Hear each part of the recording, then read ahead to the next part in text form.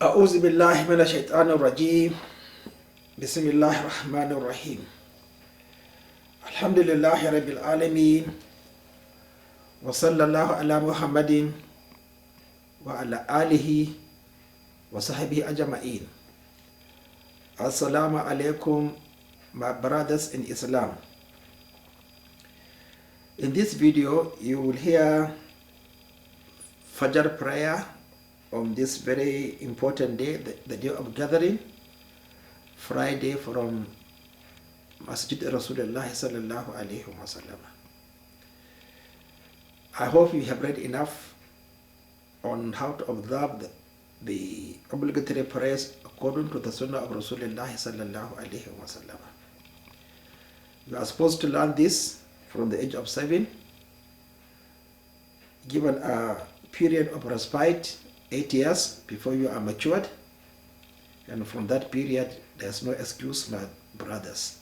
Understand, be serious. You are given 8 years to learn, then do you expect Allah subhanahu wa ta'ala to accept mistakes?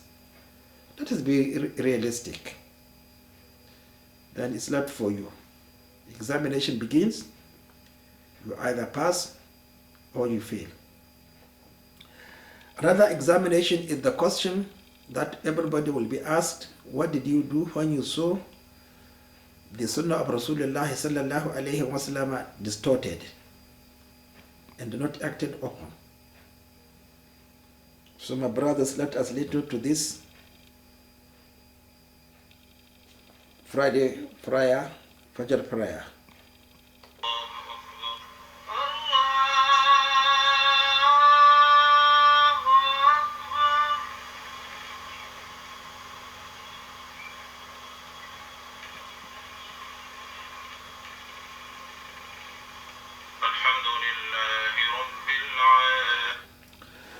Now, you had a pause between Allahu Akbar and the beginning of Alhamdulillah. Now, this pause is what is called iftitah, the beginning. But he just said, recited Alhamdulillah. You don't hear recitation of Bismillah ar-Rahman ar-Rahim.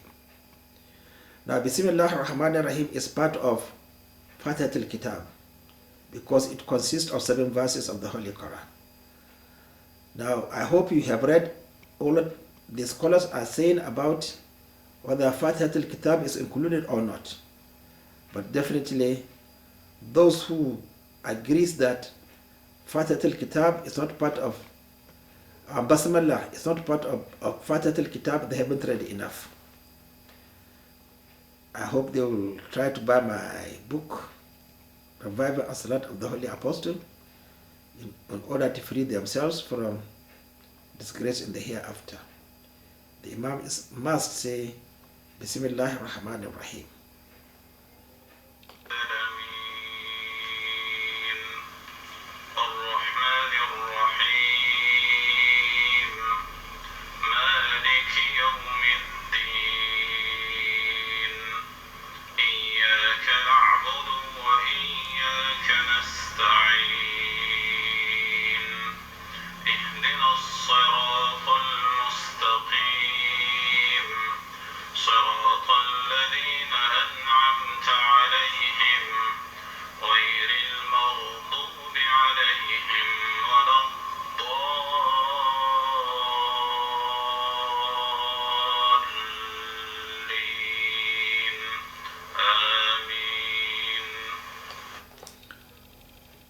Now you heard Dalin Amin.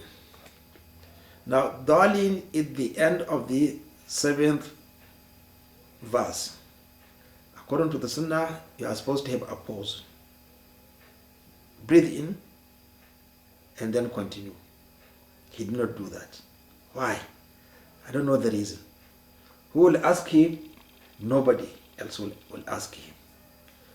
Where did he get this information? I don't know. An Arab, he's supposed to read. University, probably he must have been from Medina University. Who taught him? I don't know.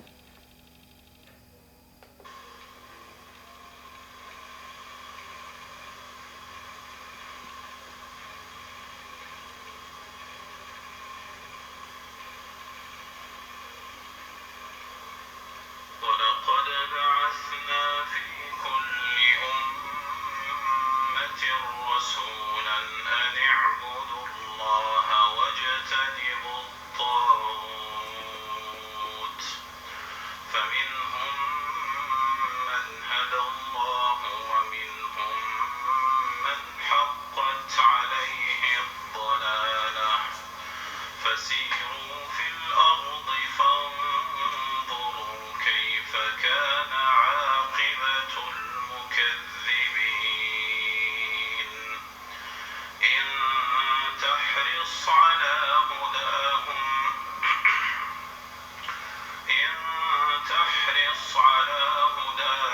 فإن الله لا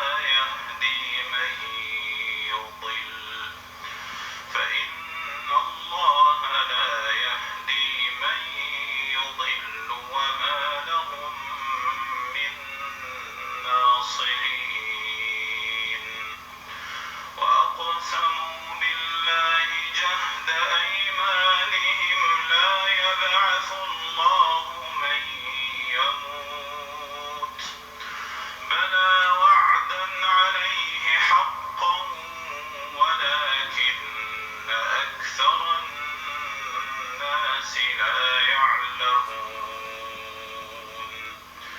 ليبين لهم الذي يختلفون فيه وليعلم الذين كفروا أنهم كانوا كاذبين إنما قولنا لشيء إذا أردناه أن نقول له كن فيكون والذين هاجروا في الله من بعد ما ظلموا لنبوئنهم في الدنيا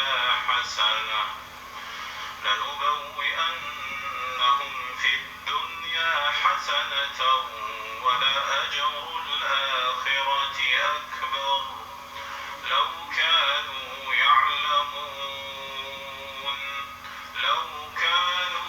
يعلمون الذين صبروا وعلى ربهم يتوكلون.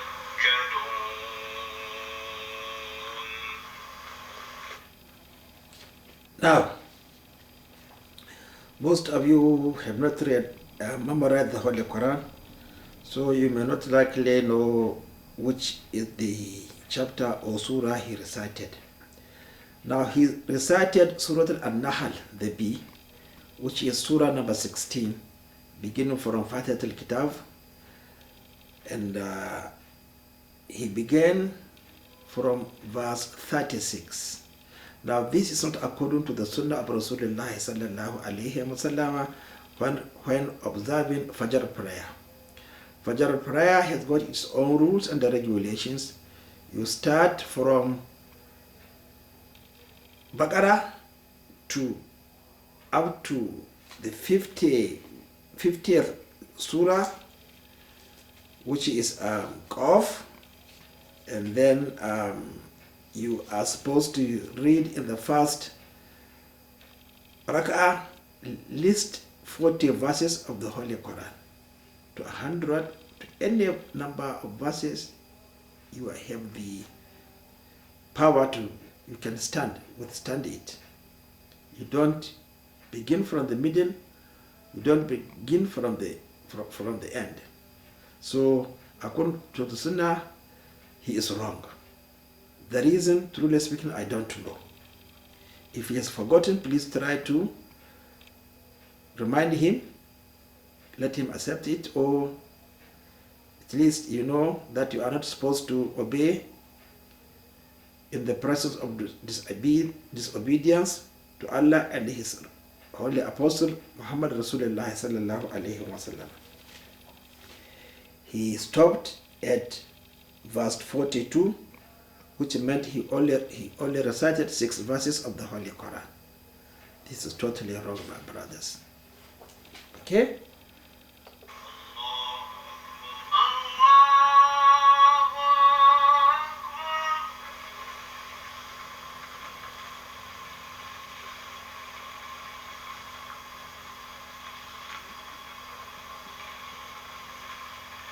سمع الله لمن حمده ربنا ولك الحمد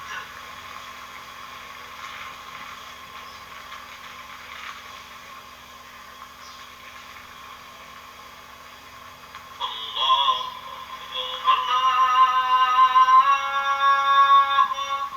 الله أكبر الله أكبر الله أكبر الله أكبر الله أكبر الله أكبر الله أكبر الحمد لله رب العالمين الرحمن الرحيم مالك يوم الدين إياك نعبد وإياك نستعين اهدنا الصراط المستقيم صراط الذين أنعمت عليهم غير المغضوب عليهم ولا الضالين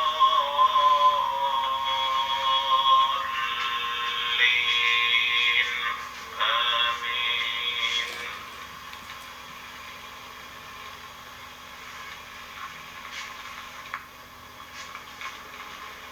وما أرسلنا من قبلك إلا رجالا نوحي إليهم فاسألوا أهل الذكر إن كنتم لا تعلمون Now, you heard from where he began. Again, he began from verse 43. He continued. But according to the regulation, it is at least sometimes in each month, I will recite this particular surah of the Holy Quran in my Fajr prayer. But my own is different. I will begin from the first verse, Ata Amrullahi wala tasta'jilu. The surah is 128 verses. The regulation is the first raka'ah is always longer than the second raka'ah. So what I used to do is to recite the first raka'ah up to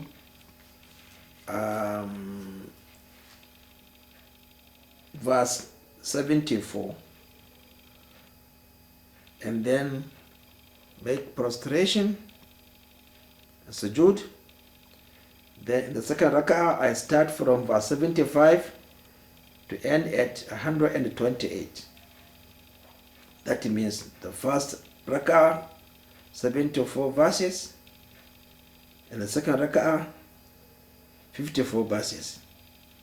So the first raka'ah is always longer than the second raka'ah. Sometimes, occasionally, if I am according to my mood, I will recite the whole of 128 verses in the first raka'ah, and then I will choose the second raka'ah, a verse consisting of 50 to 70 verses. Now that is the Sunnah of Rasulullah sallallahu alayhi wa sallam, our brothers. And you know clearly that Rasulullah sallallahu alayhi wa sallam says, anybody who observes the obligatory prayers according to the Sunnah, definitely he will stand on his behalf and argue that Allah should admit him into paradise. The one who does not, Rasulullah sallallahu alayhi wa sallam says, he has no authority. It's left for Allah to decide. If Allah accepts his ibadah without following Rasulullah sallallahu alayhi wa sallam, he will enter paradise. Otherwise, Allah will punish him. Then the question of whether he will come out of hellfire, enter paradise, is something which, please read and understand, that is not possible. Because halada means to enter without coming out. So my brothers, now you have heard the truth. And are you going to what are you going to do? Because you know very well the hadith that if you see something, you have to do something to correct it. This is definitely biwahim. It's not zuhur or asr prayer, which is silent, you will not know. If it is zuhur or asr prayer, the imam makes mistake, you are free. Allah will not hold you responsible. But he says anything biwahin, evidently you see it physically that this is a human being, not an animal, not a chimpanzee, not a monkey. So that is water, not anything which is turbid, not milk. You can't call milk water and water milk. That's what Allah is saying. Rasulullah sallallahu alayhi wa sallam, if you see anything evident that is wrong, please don't do it. Now, what are you going to do, my brothers in America and Europe? It's left for you. Umrah, are you going to allow? Are you going to encourage your illiterates? Are you also the educated, the imams, the doctors, the theologians going to attend Umrah and the pilgrimage? That is what we are saying. Well, what we are saying is fear Allah subhanahu wa ta'ala and then save yourself from hellfire. So I think this evidence is enough of all my efforts to tell you the truth, that you should not follow blindly the Arabs or anybody else. Assalamu alaikum.